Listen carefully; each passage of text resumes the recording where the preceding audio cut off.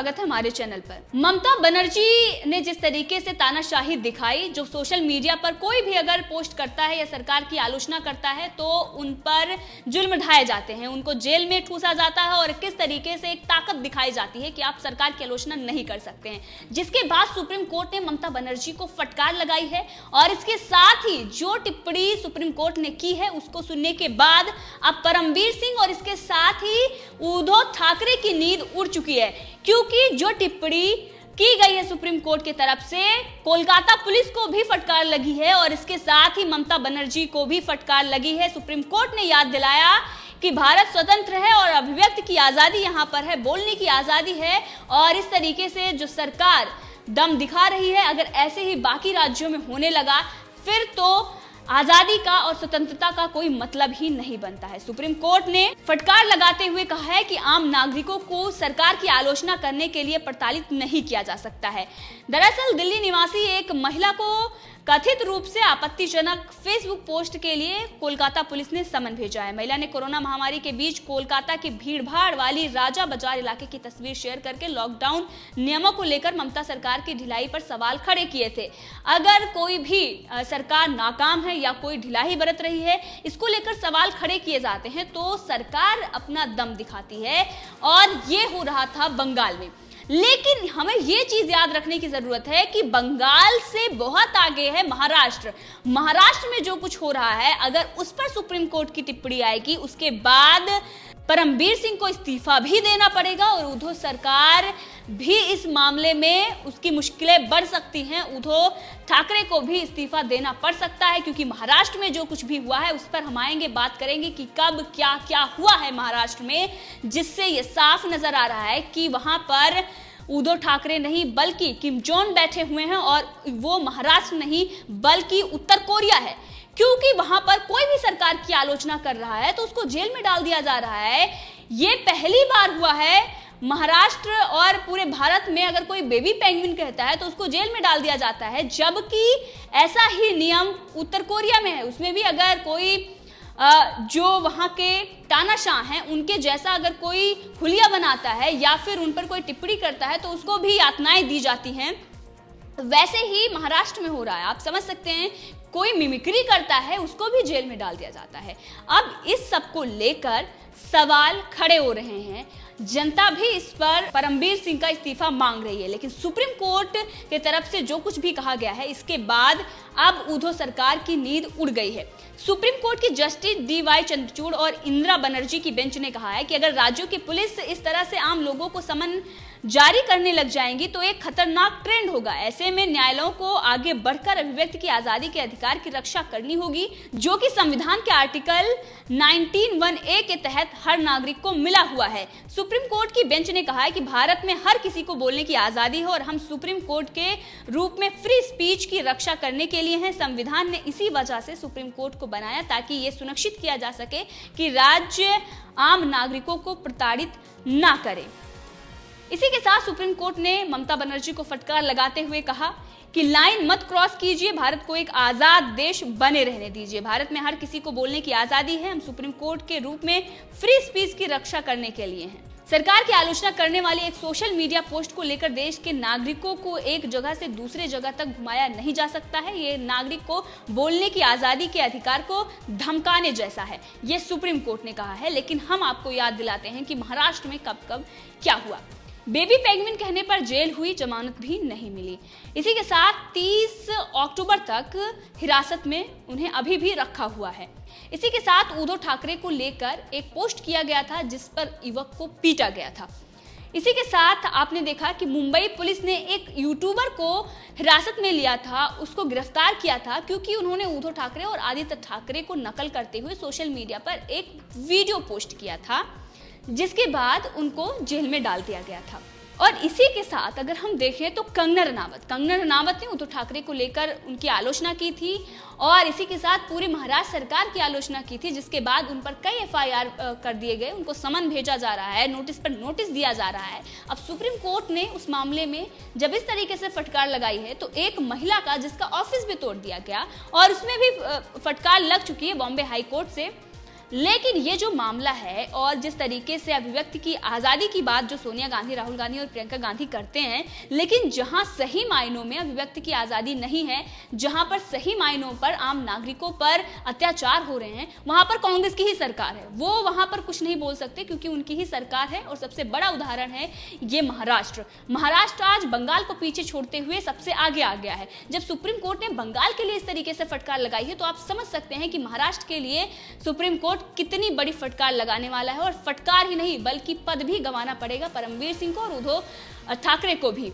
इसी के साथ हम सबसे बड़ी जो बात करेंगे, कंगना रनौत की हमने बात की कि किस तरीके से उन पर जुल्म ढाए गए, ऑफिस तोड़ा गया, समन पर समन भेजा गया, बहुत सारी धमकियां उनको दी गई और ये सब उद्धव ठाकरे ने ही किया अपने पावर का गलत इस्तेमाल करते हुए। लेकिन दूसरी तरफ मीडिया पर किस तरीके से अत्याचार हो रहे हैं। रिपब्लिक भारत के खिलाफ साजिश रची गई, पत्रकारों को जेल में डाला गया और वहीं पर अर्णव गोस्वामी को नोटिस पर नोटिस, 10 मिनट का नोटिस दिया गया अर्णव गोस्वामी को। आप समझिए कि किस तरीके की एक बड़ी साजिश महाराष्ट्र सरकार रच रही है। महाराष्ट्र सरकार जहां पर सोनिया गांधी शासन में बैठी हुई हैं, क्योंकि सोनिया गांधी के ही इशारे पर सरकार चल रही है। वो उनके पार्टी का गठबंधन है और वो अध्यक्ष है पार्टी की, तो उनका ये कर्तव्य है कि इस तरीके से जो तानाशाही चल रही है उस पर वो लगाम लगाएं और सरकार को फटकार लगाएं।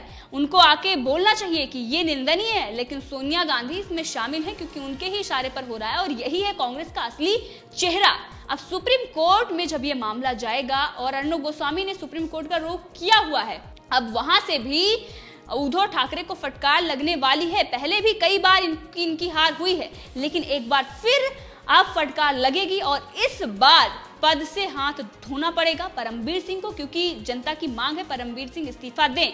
और सबसे बड़ी जो बात है वो रिपब्लिक भारत से जिस तरीके से डिटेल्स मांगी गई और इसकी आलोचना पूरे देश में हो रही है कि मुंबई पुलिस क्या वो इनकम टैक्स ऑफिसर हैं जो ऑफिसर इस तरीके के डिटेल्स मांग रहे हैं। और दूसरी बार भी अटैक किया गया है और रिपब्लिक भारत से जो उनके एडिटोरियल हैं उसके बारे में पूछी जा रही है बात। इसके साथ ही उनके छोटे छोटे जो डिटेल्स हैं उसके बारे में पूछा जा रहा है ताकि रिपब्लिक भारत पर दबाव बनाया जा सके, ताकि उनके खबरों को नियंत्रण किया जा सके कि कौन सी खबरें कहां से जाती हैं, कौन क्या डिसाइड करता है। इस सब को लेकर उनको डराया धमकाया जा रहा है, उनसे सोर्स पूछे जा रहे हैं। ये सब कुछ मुंबई पुलिस कर रही है और वहां पर लोकतंत्र और संविधान से कुछ भी नहीं हो रहा है, कानून का उल्लंघन हो रहा है। और इस पर पूरी इंटॉलरेंस गैंग, मोमबत्ती गैंग, अवार्ड वापसी गैंग और बाकी जिनको देश में डर लगता था, जो फांसीवादी बोलते थे नरेंद्र मोदी को, प्रधानमंत्री नरेंद्र मोदी को लेकर सवाल खड़े करते थे, वो इस पर मौन है। लेकिन अब आवाज उठाई है आरएसएस, विश्व हिंदू परिषद ने, विश्व हिंदू परिषद के अध्यक्ष ने भी इस पर सवाल उठाए हैं। कई ऐसे कार्यकर्ता और नेता हैं जिन्होंने परमवीर सिंह के इस्तीफे की मांग की है। उन्होंने कहा है कि पद से हटाया जाए। इसी के साथ संदीप वैद विश्व हिंदू सेवा संघ के महाराष्ट्र के अध्यक्ष हैं, उन्होंने ये कहा है कि साधु संतों पर जो अत्याचार हो रहा है रिपब्लिक भारत ने उसके खिलाफ आवाज उठाई है। ये लोग रिपब्लिक के खिलाफ षड्यंत्र रच रहे हैं। परमवीर सिंह को इस्तीफा देना चाहिए और उनके ऊपर कठोर कार्रवाई होनी चाहिए। इसी के साथ प्रदीप भंडारी ने भी ये मांग की है। उन्होंने बताया है कि किस तरीके से परमवीर सिंह, मुंबई पुलिस फिर से रिपब्लिक भारत और उनके पत्रकारों को निशाना बना रही है। और इससे पहले आपने देखा विशेष अधिकार हनन प्रस्ताव पास होता है। इसके साथ ही वो धाराएं लगाई जाती हैं जो अंग्रेजों के जमाने की धाराएं, आप समझ सकते हैं 1922 की धाराएं लगाई जा रही हैं रिपब्लिक भारत के खिलाफ सिर्फ और सिर्फ परेशान करने के लिए, इसलिए ताकि अर्णव गोस्वामी अपना चैनल बंद कर दें, महाराष्ट्र के खिलाफ कुछ भी ना दिखाएं, सोनिया गांधी के खिलाफ वो बात ना करें, जो सच्चाई है कांग्रेस की उस पर बात ना करें, वो सच ना दिखाएं। इसीलिए इस तरीके से उनको परेशान किया जा रहा है। सुप्रीम कोर्ट तो इस पर एक्शन लेगा, वो तो बड़ी कार्रवाई करने का आदेश देगा, लेकिन उससे पहले जिस तरीके से जन आंदोलन खड़ा हुआ है, जिस तरीके से संत समाज आंदोलन कर रहा है, वो रिपब्लिक भारत के साथ खड़े हुए हैं। आरएसएस के इंद्रेश कुमार ने भी इस पर उन्होंने भी कार्रवाई करने की मांग की है, पद से हटाने की मांग की है। इसके साथ ही विश्व हिंदू परिषद ने भी ये मांग की है कि परमवीर सिंह को पद से हटाया जाए। तमाम ऐसे लोग हैं जो राष्ट्रभक्त लोग हैं, जो देश हित में बात करते हैं, वो परमवीर सिंह का इस्तीफा मांग रहे हैं। और इसी के साथ सुशांत सिंह राजपूत के फैंस लगातार मुंबई पुलिस पर सवाल खड़े कर रहे थे, क्योंकि कूपर हॉस्पिटल और मुंबई पुलिस सुशांत सिंह राजपूत मामले में संदेह के घेरे में है। उस पर शक है और इसीलिए परमबीर सिंह के इस्तीफा मांगा जा रहा है, क्योंकि दिशा साल्यान मामले में मुंबई पुलिस शक के घेरे में है और सुशांत सिंह राजपूत मामले में रिपब्लिक भारत ने सच दिखाया था, जिसके बाद महाराष्ट्र सरकार इस तरीके से कार्रवाई कर रही है। बाकी जिस तरीके से हमने आपको बताया कि क्या कुछ महाराष्ट्र में हुआ, सेना के अधिकारी पर अटैक होता है, एक व्यक्ति जो उद्धव ठाकरे पर कोई टिप्पणी करता है उसके सर के बाल भी मुड़वा दिए जाते हैं, जो शिव सैनिक, जो सोनिया सैनिक हैं, वो किस तरीके से अटैक करते हैं, पालघर में क्या कुछ हुआ, सुशांत सिंह राजपूत मामले में क्या कुछ हुआ, किस तरीके से वहां पर भीड़ इकट्ठा होती है, उसको लेकर कोई रिपोर्टिंग करता है, उस पर भी ये लोग एफआईआर दर्ज कर देते हैं। उसके बाद इनको हार मिलती है कोर्ट से, लेकिन उससे पहले ये समन भेजकर, ये नोटिस भेजकर, 10-10 मिनट का नोटिस भेजकर ये मीडिया को बंद कराना चाहते हैं। ये लोकतंत्र के चौथे स्तंभ का मुंह बंद करवाना चाहते हैं। आम नागरिकों की बात तो रही ही नहीं, क्योंकि आम नागरिकों पर कितना जुल्म महाराष्ट्र सरकार कर रही है। ऐसे ही देखा जा सकता है कि एक पूर्व सैनिक पर सेना के जो अधिकारी हैं उन पर अटैक होता है और महाराष्ट्र सरकार उसको किस तरीके से महिमा मंडन करती है और ये बताती है कि वो बीजेपी के हैं। किस तरीके से उनके जो सोनिया सेना के कार्यकर्ता हैं वो उस पर ये कहते हैं कि वो बीजेपी के पक्ष में है, बीजेपी के पक्ष में बोल रहे थे, तमाम ऐसी चीजें कही जाती हैं। कंगना रनावत को लेकर एक महिला का जिन्होंने सम्मान नहीं किया उनको इस तरीके से अपमानित किया जाता है। सुशांत सिंह राजपूत के मामले में उनके परिवार को अपमानित किया जाता है, उनका चरित्र हनन सामना में किया जाता है। और दूसरा, मीडिया अगर सवाल खड़े करता है तो विशेष अधिकार हनन प्रस्ताव पास किया जाता है। ये सारी चीजें अब जनता नहीं सहेगी और सुप्रीम कोर्ट से, राष्ट्रपति से भी ये मांग की जा रही है कि जल्द से जल्द महाराष्ट्र में राष्ट्रपति शासन लगाया जाए। उद्धव ठाकरे को अब इस्तीफा देना होगा। परमबीर सिंह का तो पद से हटना तय है, क्योंकि जन आंदोलन शुरू हो गया है। तो इस पूरे मामले में आप भी अपनी राय दे सकते हैं, कमेंट करके जरूर बताएं। अगर आपने अभी तक चैनल को सब्सक्राइब नहीं किया है तो कर लें, ताकि हर अपडेट आप तक पहुंचती रहे। धन्यवाद।